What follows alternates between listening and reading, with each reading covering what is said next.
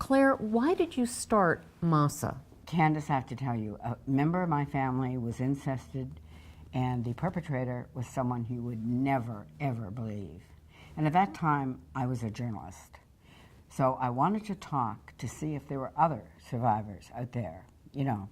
So I put ads in the paper, and I was deluged with calls from east to west, north to south. And I thought, somebody has got to do something. This is an epidemic. This is not just a few people. And somebody spoke to me in a dream. I'd like to kill him, but that's beside the point. But he said, you know what? You're somebody. I thought, no, come on, I'm a journalist. I can't do that. 3 days later, I was in our lawyer's office. I founded Mothers Against Sexual Abuse. How long has MASA been around? MASA has been around since the 25th of March, 1992. And it was interesting, Candace, because I went on the Bill Handel show in Los Angeles, and all of a sudden, phones started ringing. And we were not ready for like 200 calls, but we got ready in about 3 days, and I had an office. And we met an immediate need, and it took off.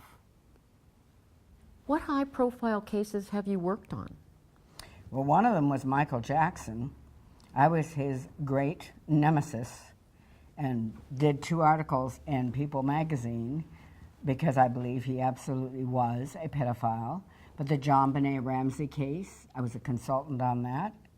And you will not believe I was very much for the one youngest Menendez brothers in California. Because the young one, I knew he was so influenced by the older one, and they're so damaged, like you said earlier in one of the interviews. What is your vision for MASA?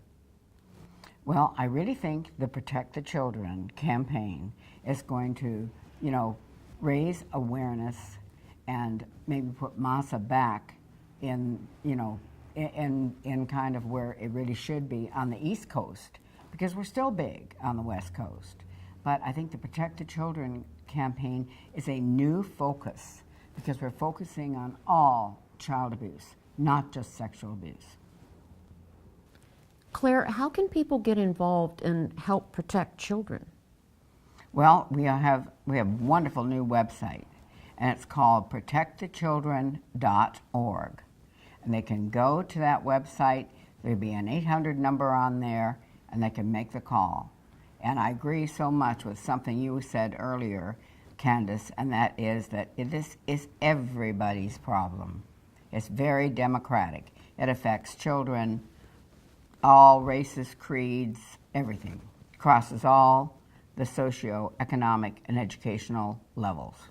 And at protectthechildren.org, we have a donate button.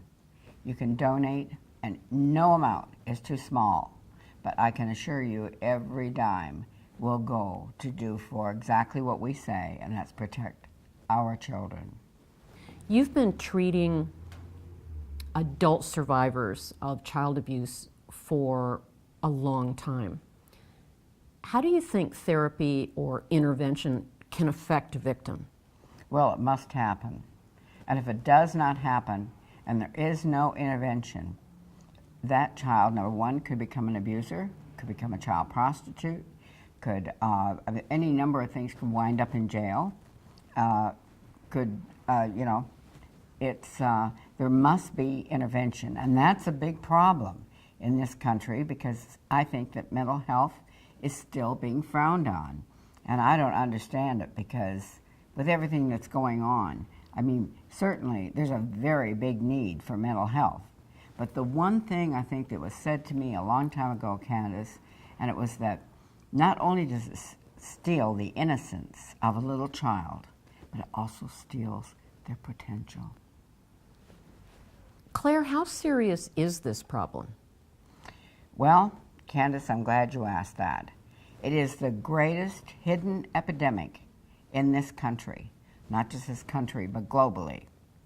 And, when I started MASA, it was just, not just, there's no just word, but it was incest and child sexual abuse and so on. Now it is escalated into the human trafficking of children. Children are a commodity.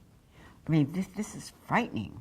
And so and I think to protect the children is going to make a big difference, but we can't do it alone. So go to protectthechildren.org. If you can, make a donation.